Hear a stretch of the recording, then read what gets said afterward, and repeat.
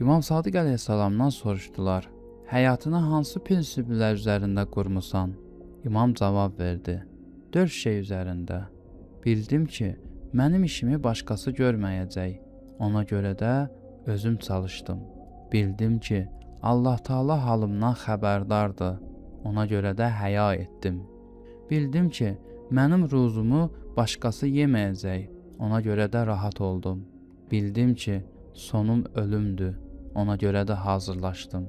İmam Sadiq əleyhissalamın bu kəlamı insan həyatının ən möhkəm dayaqlarını bizə öyrədir.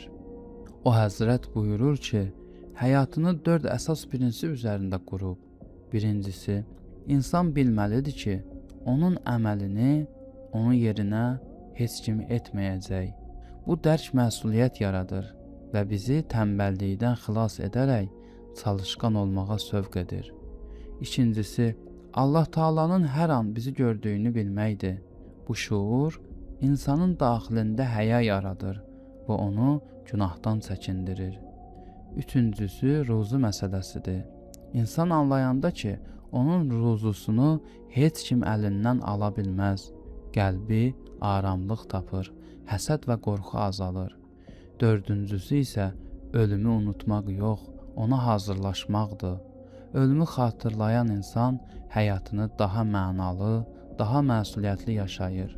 Bu 4 prinsip insanı kamil və balanslı həyata aparan ilahi bir yol xəritəsidir.